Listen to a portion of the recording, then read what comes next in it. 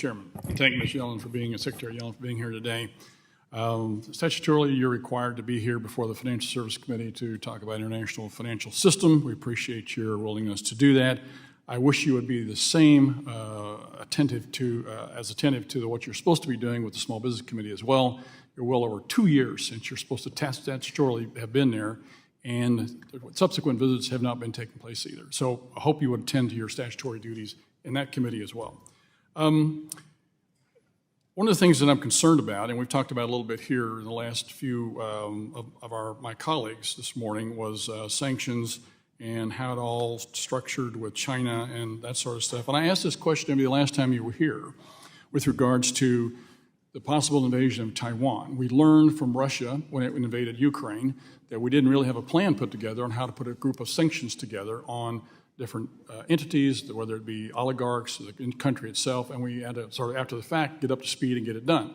I asked the question last time you were here if you're putting together a plan with regard to China and its possible invasion of Taiwan. At that time, I got no response indicating to me that there is no plan. So since then, has the Treasury worked with Commerce, anybody else, to begin to put together a plan should China invade Taiwan?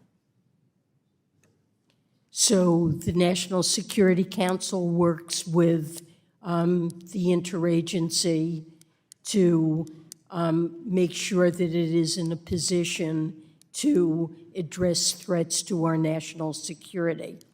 Okay, and so I'm not in a position to be able to provide any details at all about what the response would be to hypothetical events pertaining to Taiwan. Okay. But I will say that this is something we work with other agencies to make sure that the United States is okay. I understand you can't tell me anything more than just a yes. That's what I want to hear. Thank you.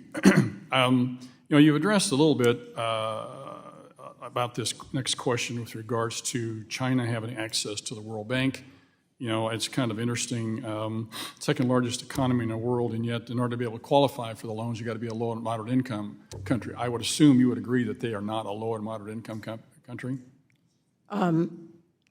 Certainly, I don't think that they should qualify for World Bank loans. I had a discussion today with the president of the World Bank, and I discussed this issue with him, how and why China continues to have access to this and why we can't stop this from happening. You indicated in your earlier discussion with some of our members here that you're working to try and stop that. Can you tell me exactly what you're doing to stop that? Well, we will not support or vote in favor of any World Bank lending to China, so we use our voting to oppose it. And we have certainly worked to convince other countries in the World Bank to cease funding. And you know, while there is some, it is a very small part now of the World Bank's activities. We believe it should basically, cease. My understanding is we participate about 17% of the total, and China is roughly 2%, something like that. I believe it's much lower than that, but I can get you a number. Okay, I think it's significantly different in amounts of participation, yet they have been access to it. And because of our overwhelming participation, the amount that we have in there, we have an outsized voice on that in that board. Is that correct? We do. We have we have significant. So we need to be exerting our authority to be able to, or our position on the board to put China back in its place. And that's what you're going to try and do, correct? Yes. Okay. A minute ago, you said that you're seeking authorization to participate in some other international financial institutions. You need to be reauthorized every year. Is that correct?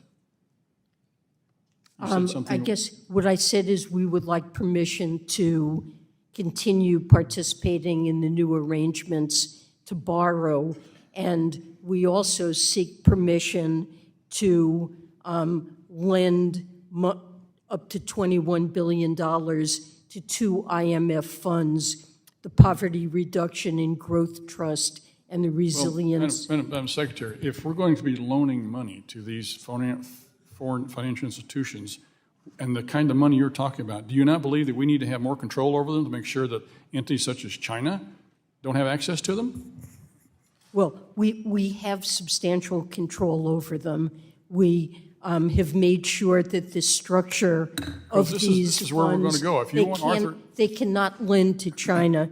The poverty reduction and growth. The gentleman's trust time has is only expired. for very low-income countries. The Secretary can answer for the record. The gentleman from Georgia, Mr.